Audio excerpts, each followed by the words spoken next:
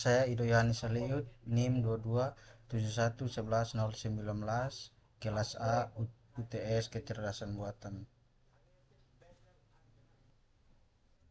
Jawaban nomor 1, Fondasi Ilmu Kecerdasan Buatan atau AI. Kecerdasan buatan dibangun dari beberapa ilmu dasar utama. Yang pertama, matematika. Logika digunakan dalam sistem pakar untuk menyusun aturan jika maka dapat proses inferensi.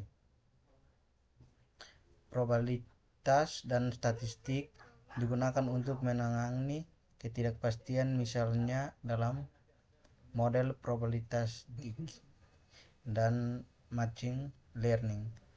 Aljabar linear dan kalkulus diperlukan dalam pembelajaran mesin, terutama untuk pelatihan model seperti neural network. B. Ilmu komputer, struktur data dan algoritma mendasari pencarian solusi, misalnya pencarian jalur game AI. Pemrograman bahasa seperti Python atau Java digunakan untuk membangun sistem AI.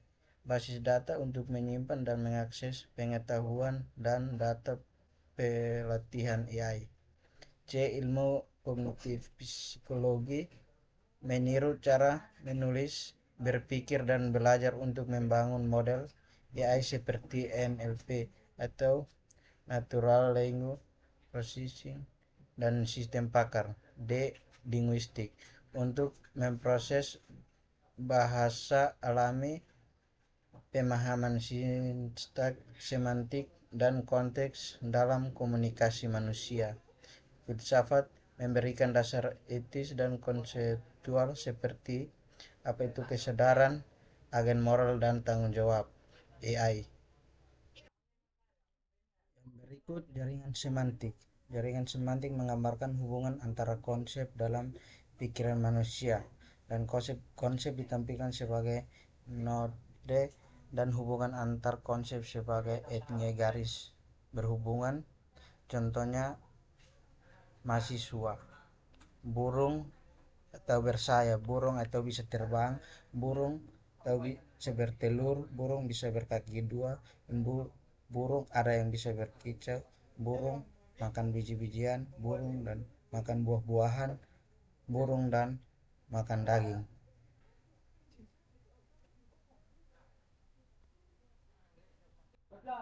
Jaringan semantik dalam bentuk teks burung, bersayap, terbang, bertelur, berkaki dua, berkicau atau tidak berkicau, makan biji-bijian atau makan buah, makan daging.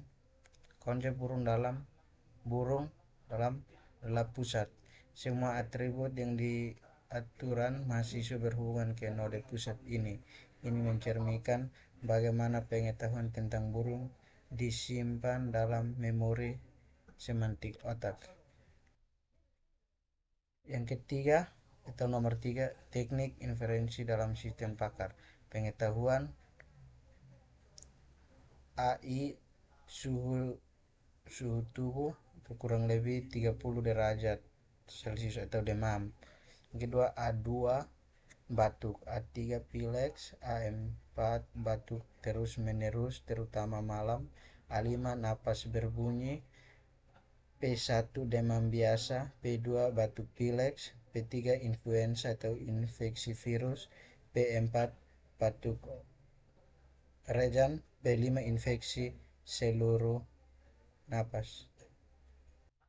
Plurals atau aturan R1 F1 atau A1 atau 10 P1, R2 IF A2 10 P2, R3 IF P1 N P2 or A3 atau 10 P3, R4 IF P3 N A4 10 P4, R5 IF P3 N A5 10 P5. Fakta input dari user A1 true atau demam, A2 true atau batuk, A3 true batuk malam hari. A. Forward atau rising penularan.